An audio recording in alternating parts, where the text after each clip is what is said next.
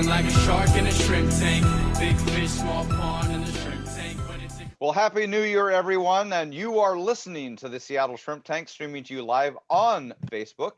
You can catch us every other week on Wednesday at 3 p.m. Pacific Standard Time from the virtual Woodinville Unleashed studio. Here on Facebook until we resume broadcasting in our physical studio.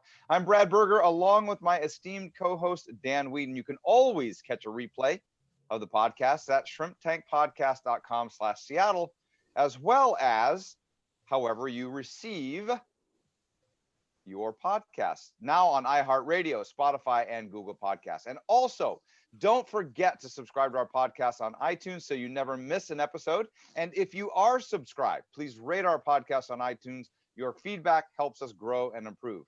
Our guest today is Ian Akers with Northwest Event Technology and Big Rock Productions. I want to make sure I pronounce all of that right. So welcome, Ian, to the show. Well, thanks for having me. It's a pleasure. Yeah, and Happy New Year, Dan. It's been a little while since you and I have had an opportunity to do a shrimp tank. Happy New Year. Yeah, I think it's been like 3 weeks and it seems like a long time, but we've been able to turn the clock or turn the page on 2020, dive into 2021, and it's good to get back and percolating with the podcast. You know, I do have a question for you. This is the time we normally have a little banter, but I want to know, you did your Ideal Life Day. I was able to attend at least the first part of it. And I'm eager to watch the recording. I'm curious. This is, I think, the third or fourth Ideal Life Day you've done. What did you, if you can share with everybody, what were maybe one or two takeaways that you took from Ideal Life Day 2021 that our listeners and watchers can learn from? Sure. So I think the main thing was I'm always inspired when we have individuals who participate. The participation rate, the chat, the sharing that people had as we went through that process was deeper and greater, I think, than we've ever had before. I don't know if it's just because there's the what I'll call the veil of anonymity, even though everybody's names is scrolling around in the chat. Right. Not sitting in a room and bearing their soul with regard to it. But it was a great opportunity. We spent about, I would say, a good 60% of the time really reflecting back, and which is a really overlooked process of setting future goals, which is really recognizing just how far people have actually come. And so that was about the first 2/3 almost of our time, and the last third was really focused on the year ahead. And I think I took some extra time, right, to really acknowledge the effect and the impact that the pandemic may have had that generally doesn't exist in a normal year. And so I measure feedback a couple of ways. How many people signed up? How many people showed, kind of as a percentage? Of the people showed, how many hung for the full 3 hours? What the level of participation was, and as well as then the direct feedback that I received. And I'm just impressed. I'm impressed with how well received Ideal Life Day 2021 in a virtual environment with what I would consider to be deep work, not superficial kind of fun, rah-rah sort of stuff, but really reflective time and how well it went. So thank you very much for asking. And for participating. My pleasure. But I want to participate now, and I want to participate with our guest, Ian Akers. Ian was a referral to us, or is a referral to us from previous guests, Sue Sanford and Lynn Folks from Upstart Group. As people may or may not know, after we have somebody on, we usually try to grill them for referrals. We like to meet new people. And Sue and Lynn immediately said, you need to talk to Ian. Ian would make a great guest. I talked with them. I concurred immediately. And here he is today. So why don't you fill everybody in, Brad, a little bit more on Ian Akers? You bet. So our guest today is Ian Akers with Northwest Event Technology and Big Rock Productions. We're excited to learn more about Ian and his companies. But before we do that, let's highlight a little bit about where he comes from and his company's first. So the teams at Northwest Event Technology, and they use the NET as an acronym for that, and Big Rock Productions provide state-of-the-art technical production support with a trustworthy and hardworking mentality, building long-lasting relationships with their partners and clients, while the live event support team at NET waits for in-person events to return to the region safely. Big Rock Productions is hard at work executing virtual and broadcast style events with their clients in this dynamic era of event production.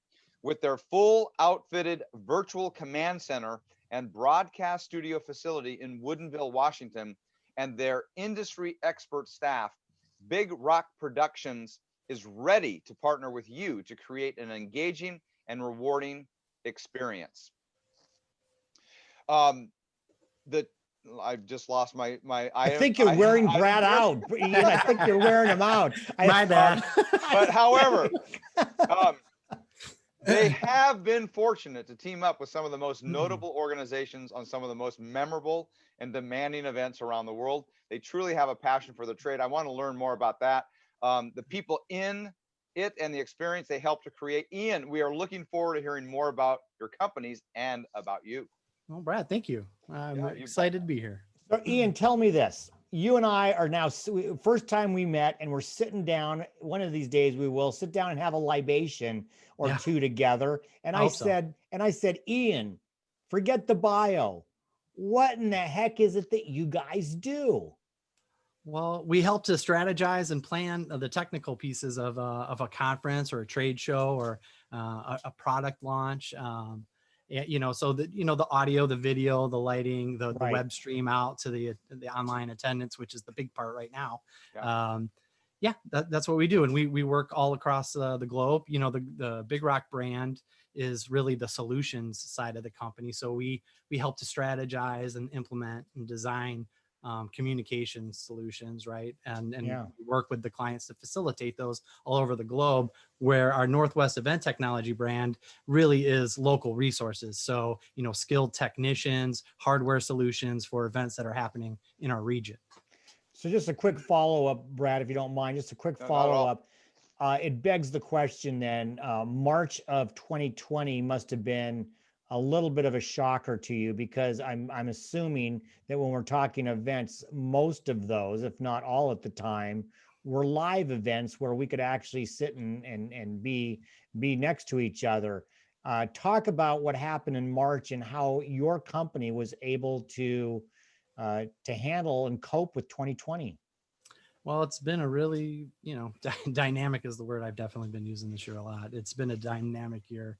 A little bit of an emotional roller coaster. In March was, I heard people say they knew the exact specific moment of, when they realized this was really going to impact them in a significant way. And it wasn't really a moment, as it was just like a string of events. It was kind of like being in the airport when a storm rolls in, and the cancellation things, they turn to delayed, then they turn to cancellation, and then the storm's on you and you see the lightning and the thunder, and you're the thunder. It's like you're in it.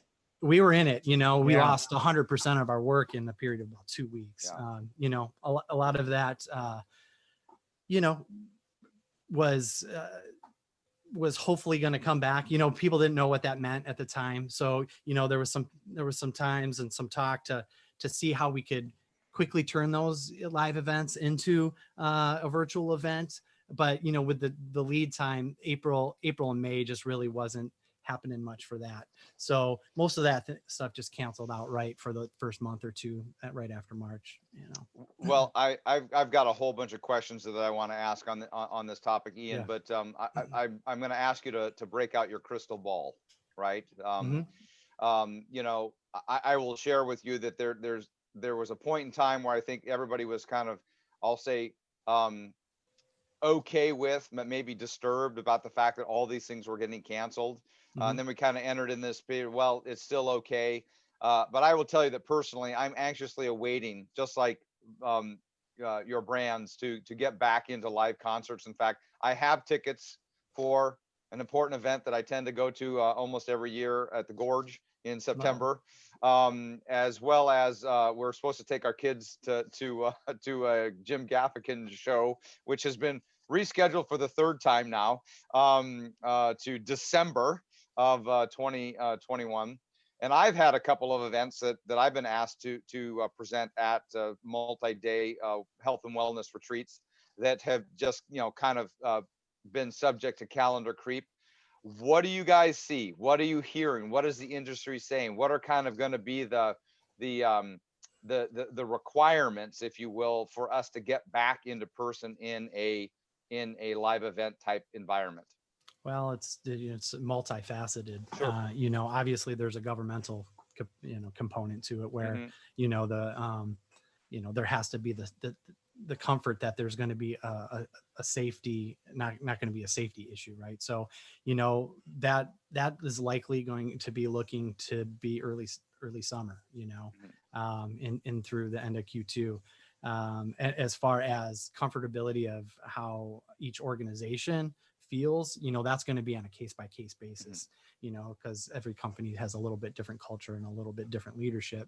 And so it's going to really depend there on how comfortable teams feel with, presenting that kind of solution. I think no matter what, we're going to see, there's not going to be I'm just going to host a live event. It is going to be a hybrid of the two. And that's the big word of the year in our industry, is hybrid as well, which, we've been doing hybrid events, for a decade or so, because we're hosting things on YouTube or, Facebook Live or whatever. But, now there's just a different emphasis on it when, so much of the emphasis was on the live in-person part of the event. I think that everybody is going to be interested in ensure that there's a little bit more of a balance between the two, because there's going to be an online audience that's going to exist far past this, I think, is one of the things that we're going to see spring out of this as well. So, So Ian, give me an example of a project that you're working on now and in the short term, where we're still at a stage where we're not holding live events. What does a project look like? You don't have to give the client, but give us an idea of what your company is doing. Yeah, so we're doing a number of things. So, we've been doing a number of online fundraisers, to help out the community. That's been a good way for us to be able to continue to contribute and help out, our fellow neighbors in need. And as far as on the corporate level, we do a lot of like corporate all hands style meetings, where right now how we're facilitating them mostly is bringing in feeds and having the production value, cutting through the content, having preloaded video rolls, things like that, and orchestrating a more sophisticated company meeting than everybody just being on Zoom per se. So, more video production and that style for the corporate event. So that is primarily the two facets that we're kind of working in right now. So. Great. So Ian, I want to talk to you a little bit about an event that I've been invited to go to. And, we can take this past the break because we're going to get up against the break here pretty soon.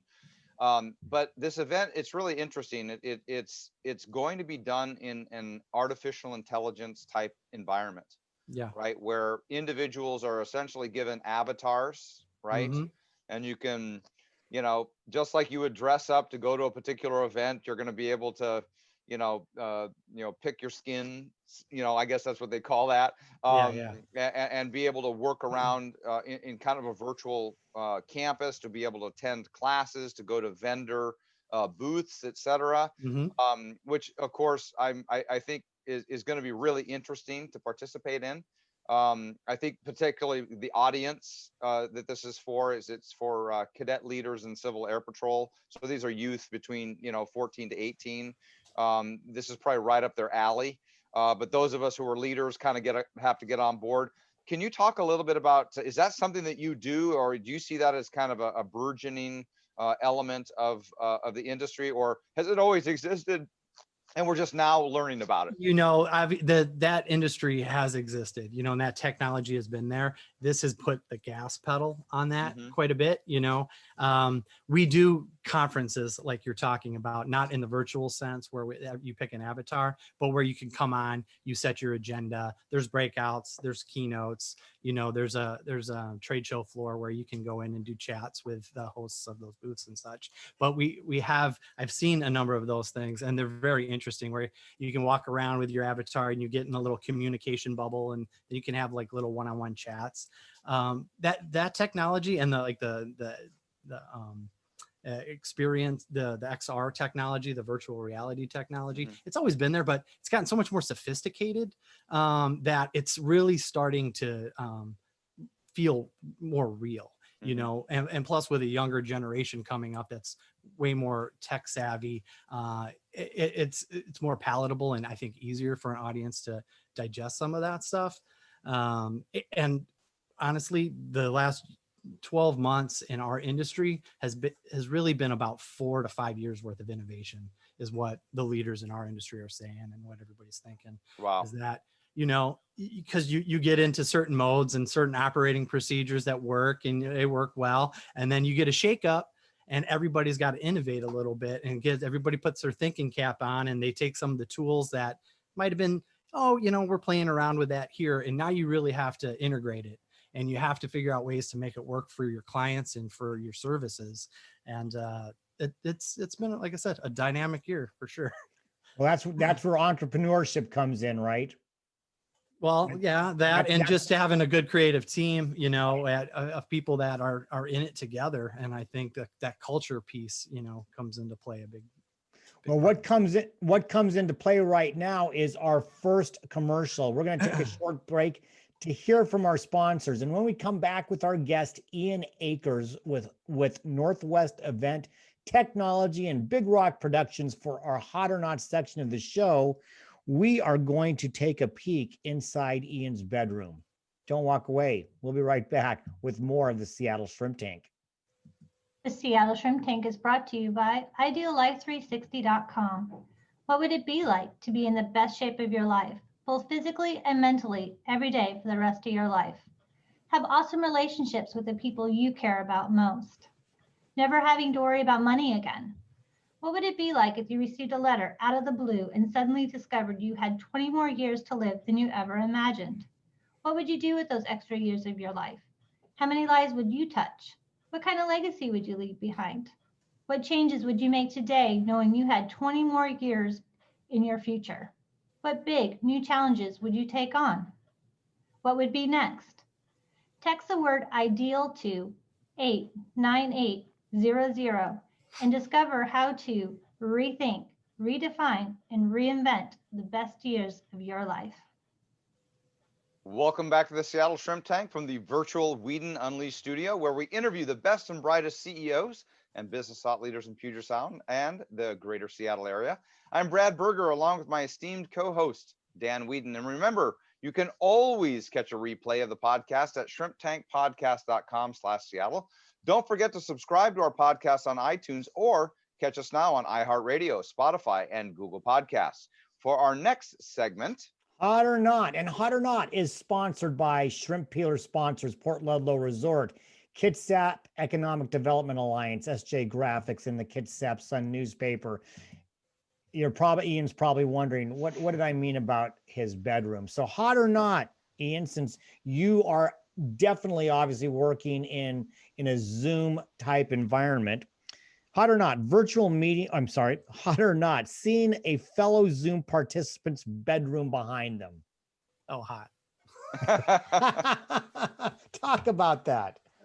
Well, I think that's actually been one of the things that's almost the most endearing part, I think, about all of this for me, is that, it's broken down some barriers and some walls, and we've gotten to have a more personal look at people and how they live, and see their animals and see their children. And I actually find that really refreshing, and I think that some of the casualness that's come with that, others will probably disagree with that, but some of the casualness that has come with that for me has been refreshing in a business environment.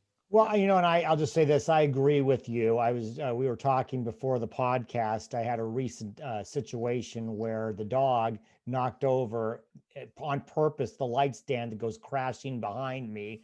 And, it's one of those things. Dogs, kids, noises, all sorts of things can happen. So that's a great take. Brad, you have a hot or not? Well, no, I actually, what I wanted to do was just kind of maybe chat a little bit about that time for you, Ian, where you kind of made that you said that some people in March or April kind of had this, moment, right? But for a lot of individuals, just kind of a cascading effect. What did you and your team, kind of when did that, aha moment happen, and how did you guys go about addressing that? Well, I appreciate that. Well, yeah, so that moment really did happen in March. It was, like I said, that kind of cascading event, cascade of events. And we pretty quickly realized, and we came to the table and we started to strategize and talk about what this was going to mean. We had a number of big clients that had announced that they weren't going to do live events for another year. Those were big words to hear, at the time. So while we didn't have a crystal ball, we really did decide we wanted to pivot quickly and make sure that we could be relevant and help our clients navigate this together, as true partners. What does this mean? What does this mean about your event? How can we get your event in front of people and have collaboration, have it feel like an event still, and so we reinvested pretty quickly there. We took about 4 to 6 weeks to plan, and we pivoted what would typically just be our office and our administrative and our warehouse. And it's about 14,000 square feet in Woodinville. And we turned it into a broadcast studio with a sound stage. And then we created a number of these smaller virtual meeting production rooms where, 3 or 4 crew members could sit socially distanced and facilitate these meetings. And then we had, kind of our primary offering, which was that broadcast studio, which you would typically see, at a cable network or something like that. And then a sound stage, which we could then have some presenter involvement in too. So we really took about 6 weeks of planning that out. And then we took about another 2 months to do the build out and get it. And so by the end of July, we were pretty raring to go. And in September, we started launching events again. We had been doing some still in our facility, kind of under not makeshift technology, but kind of thrown down like you would see in the back of a ballroom, like we would have traditionally done. Set all that stuff up and behind the drape and get it done. But we started to make it a little bit more sophisticated throughout the summer, and really our decision to do that really was because we just thought that this was going to be an opportunity for the future to build an offering that's going to continue on. Like we didn't say, hey, let's patch something just to fix it and get us through the year. Let's create something that we can continue to leverage even when live events come back. And I believe that we've done that, and I feel really good about what the team was able to put together. What would you say your clients would say if we asked them, what's the biggest value that you bring to them? If we sat them down and gave them a couple libations and said, what is Ian and his group, what do they do that brings you the most value? What would they say? I hope it's trust and quality. We've built our reputation on that. We never really had a marketing department. We had gotten our business based on referrals and the continued work with clients. And so that was always about trust. And I hope it continues. And I probably didn't ask the question as well as I love, because I'm sure that that's the case. But from an actual, what it is that you do, are you taking away a burden that they couldn't do or that they'd have to do and would take their time? Do you, is it the graphic? What is it that turns, a meeting or an event into something spectacular because of you? Well, I think it's all the design and the planning that goes along with it. You know, really understanding what the budget is, what the opportunity, the communications opportunity is, and then crafting an appropriate solution that fits that. You know, and really that's where I think the value comes in on the service side. So. So again, Ian, I'm just, super interested based upon what you know in this space, and let me just congratulate you as, one entrepreneur to another to just have, the wherewithal, right? And some of that is just the intestinal fortitude to say, to put a stake in the ground and say, hey, this is where we go from here. Right. And the recognition that this wasn't a passing thing, right? Because that makes a huge commitment. But the thing that I wonder about is, convention space, right? Whether it be in Las Vegas or whether it be in downtown Seattle or any major city or municipality where they've created the environment in which to bring that. I would assume that they've got to also be thinking about how do I survive? So I'm sure you've worked with vendors like that in the past, the ones that have all of this stuff there. What are you seeing that they are doing to kind of, what I'll say, shift to the new normal? Well, some of the internal, production departments, let's say at the convention center there, they've taken some space and tried to do some of the same things where they've leveraged some of their equipment and been able to do that. But primarily, they're just not operating. I mean, they're completely shut down. That's why they earmarked a piece of that bill, that the CARES 2, specifically for venues, because they don't have really the opportunity to, I mean, they have so much space that's meant to fill it with attendees. We have the opportunity of creating a studio space that you just have to have a couple talent in. And so you can manage with the restrictions of COVID, but you can't manage a live trade show at the Washington State Convention Center under these conditions. And I can only imagine, the probably the largest major trade show that I've ever been to is SEMA, right? For the automotive industry. Down in Las Vegas, and while I can see portions of that going virtually, I'm no doubt about it. There's still got to be the human tactile element of being able to be up close, in person, touching, feeling, and communicating. So I don't think that's going to go away completely. But I think that your comment about the hybrid model is probably make it more accessible for more people.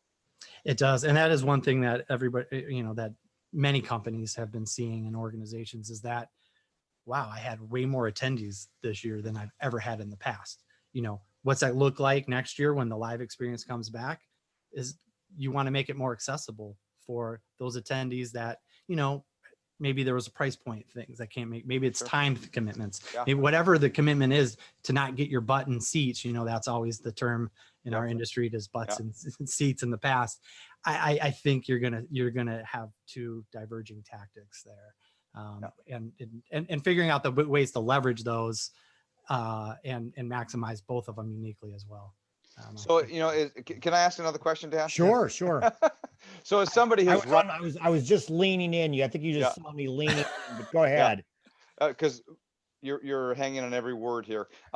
So as somebody who's run live events before, and again, I running a live event and human interaction, I think, is just incredibly important, and I don't see it going away. I see it evolving and changing. But so have you kind of seen a shift in, either what the content is or the sophistication or whatnot? Because, so much of a live event is, insurance and renting a hall and feeding people, right? And the staff around movement and who can set up a stage and who can't, and who can turn a microphone on and who can't. No, you're right. There's a lot of in play there. The question I have is, are you seeing is it costing less, number one, or has the cost to run an event just moved from maybe the physical realm to reinvestment in technology, or the cost of running an event? And I'm not talking like the event, we saved a lot of money on Ideal Life Day, but because we used to feed people and have a event Mhm. and bring in speakers and fly them around the world, and it was just me online for 3 hours this last time. Yeah. But are you seeing kind of a shift? Are companies saving money, or is it just moving money to a different pocket?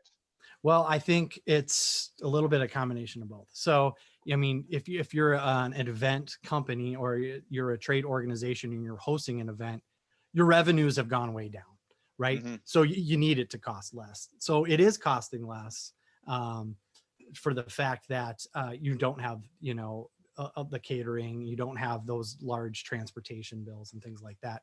So so some of that has shifted to the technology sector. So when it comes to the overall spend on an event where it may have been more equitably distributed between different vendors in the past, between the technology piece, between the transportation piece, the catering piece, now a bigger majority of it is going into the technology piece, but that number has come down as well too, because there's certain aspects of it that you don't have to worry about, like the large screens for the 3,000 people to see it or to hear it, or the lights. So you still have that studio element, that stage piece, and that that technical crew that it takes to put that part on, but you don't necessarily have the large displays and some of the other signage things you would need to navigate people around a physical space. But you are leveraging more creative assets, so making sure that the online content is up to snuff.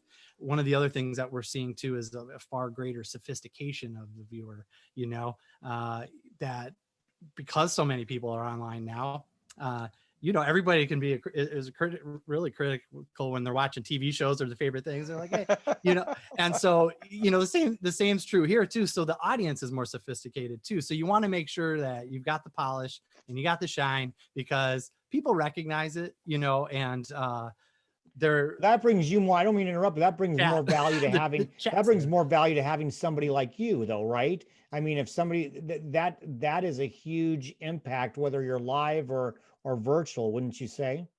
Oh, definitely. It 100%. Well, what else is highly valuable is our next commercial. So we are going to take that short break to hear from our sponsors. And when we come back with our guest, Ian Akers, with I'm having trouble with Northwest Event Technology and Big Rock Productions for our Plead the Fifth section of the show. We're going to find out from Ian when maybe one time things didn't go just right. Don't walk away. We'll be right back with more of the Seattle Shrimp Tank. The Seattle Shrimp Tank is brought to you by our studio sponsor, Whedon Unleashed. As a business owner, you don't have a professional life and a personal life. You have a life, and that life is full of opportunities and obstacles. Your business is the vehicle that fuels your life. If you run out of fuel because of a crisis, then your entire lifestyle is affected. Dan Whedon works with small and medium-sized business owners to ensure that no calamity is fatal. Dan focuses on accelerating your business growth while at the same time planning and implementing strategies on preventing, mitigating, and recovering from those obstacles of business and life. Through Dan's consulting work and his partnership with First Underwriters Insurance to finance your risk, he'll make sure that you, with confidence, unleash the value of your business and lifestyle. To get a complimentary review of your situation, call Dan at 360-271-1592. That number again is 360-271-1592. Or email him at dan@danwhedon.com. Tell Dan you heard him on the Seattle Shrimp Tank podcast and receive a 20% discount on any work that's agreed to. Be unleashed and be it well. Welcome back to the Seattle Shrimp Tank from the virtual Whedon Unleashed studio, where we interview the best and brightest CEOs and business thought leaders in Seattle and the greater Puget Sound area. I'm Brad Berger, along with my esteemed co-host, Dan Whedon. You can always catch a replay of the podcast at shrimptankpodcast.com/Seattle. Don't forget to subscribe to our podcast on iTunes or catch us on iHeartRadio, Spotify, and Google Podcasts. For our next segment, Plead the Fifth. And Plead the Fifth is sponsored by West Sound Workforce, Port Ludlow Resort, Kitsap Economic Development Alliance, SJ Graphics, and the Kitsap Sun. Ian, we're going to turn up the heat a little bit with some of our Plead the Fifth. We're going to ask you about strategies, topics, concepts about business and life. And then you're going to tell us what you think. You can plead the fifth just once. So pick carefully. At the end, you win absolutely nothing. So you mentioned, or I mentioned before coming into the segment, when something didn't go right. So Ian, plead the fifth. Share with us a time that nothing went right with it during a production. Again, you don't have to tell us unless you want to who the client was, but nothing literally went right. Okay, I'll tell you one. So, you know, I won't disclose obviously the client or the location of this, but it was a pretty eventful week leading in. It was actually during the course of the Las Vegas shootings, if you guys remember that. And so we had a number of friends that were, you know, and colleagues that were living there at the time. And so, you know, during the setup and the launch the next day of this production, we were just on the call frantic with some of our friends and loved ones. And, you know, thankfully, you know, we didn't know anybody directly that had been impacted by it, but people were locked into the hotels and things with that situation. And we just had on top of it, just constant technical problems leading in, you know, that, and those are pretty typical as well. You know, that you work through, because when you're setting up in different locations, you know, and getting these backstages up in just a day's time, get people up, you know, you're always doing some troubleshooting, getting things up. And we had finally gotten everything going, and the keynote starts, and people start to go to the restroom, and the hand dryers are the loudest. It sounds like a jet engine is taking off in the, you know, so with everything that had gone leading up, we're like, we're finally there. We launch off, and I ended up running over, and I'm handing out towels, hand towels to people before they go into the restroom, just asking them to please use a hand towel instead of the hand dryer. And it was the kind of the end of a really pretty emotional couple days there. And I'm not sure why it culminated to hand dryers, but you probably never envisioned yourself in the strategic setup of that you'd be handing out towels walking into the bathroom. Did not, you know, you do all this time planning, and you're working with how you're going to work with their engineering, with the rigs, and how everything's going to fit, and how you're going to get 3,000 people into the space. And the last thing that we thought about at the time was the hand dryers. So Ian, share with us a time, because there probably have been some that you just decided to walk away from this venture. And what changed your mind, or was there ever? You know, I could say that I never walked away, you know. Were there days you wanted to, though? Absolutely. Now those might outnumber the other. So I'm guessing in some of these, and you've got a great client list on your website, and I bet you've at some point you've probably met some pretty big names and that are celebrities. Who's the biggest name celebrity that you met? Probably Sting. Oh, okay. Oh, yeah. You know, Tiger Woods. Yeah. Sting, I'd say. I would for me personally. And where was that?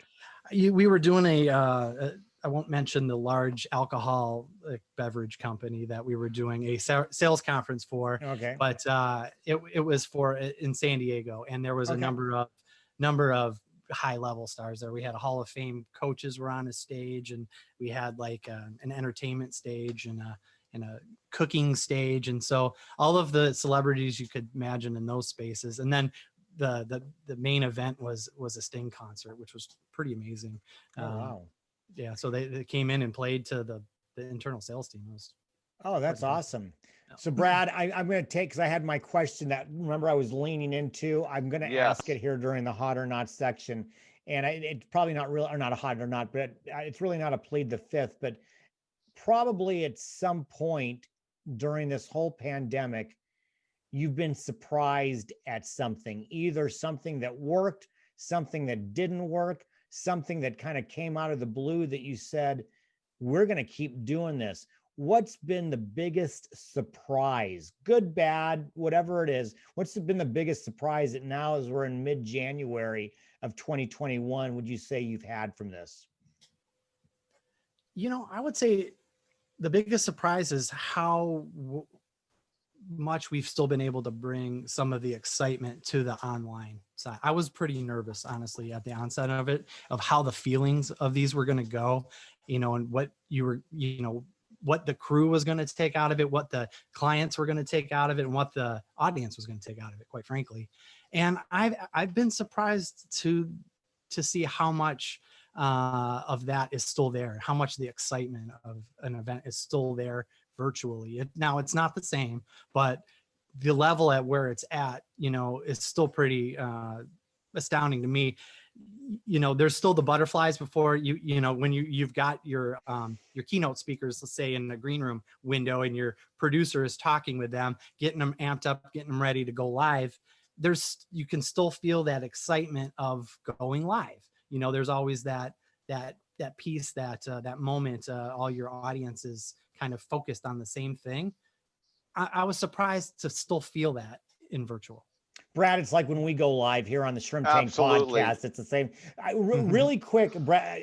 Well, Ian got a little bit of a taste of some of the technical challenges that I was going through. So one last for me, Brad, and then I'll let you finish it off. I would think that bodes well for future hybrid modes. So you've got a live event.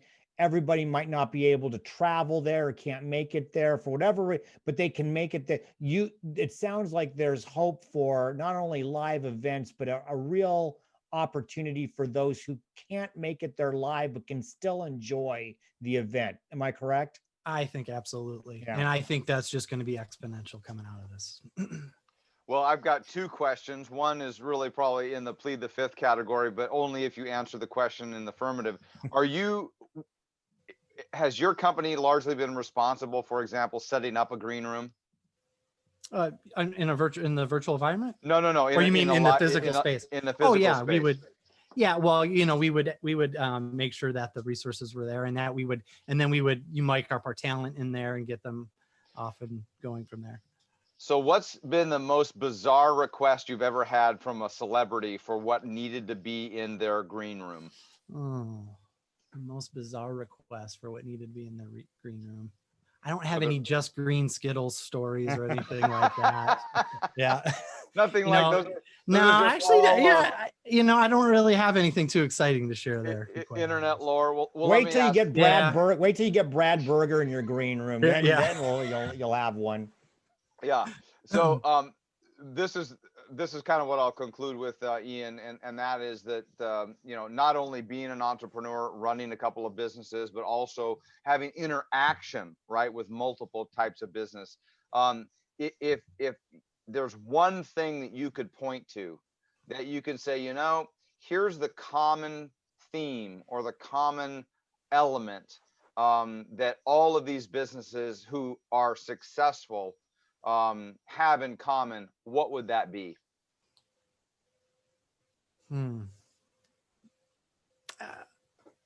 Engagement, you know, okay. And I think that goes through your internally to externally. You know, how do they engage their employees, and how do they engage their customers, and how do they engage their audience? Yeah. I would use engagement. Great. Well, Ian, we want to thank you so much for coming on the program today. For our listeners that want to get in touch with you, learn more about your companies, and how can they get more information? They can visit us at www.bigrockproductions.com. We've got a slew of contact information there. Feel free to hit us up there.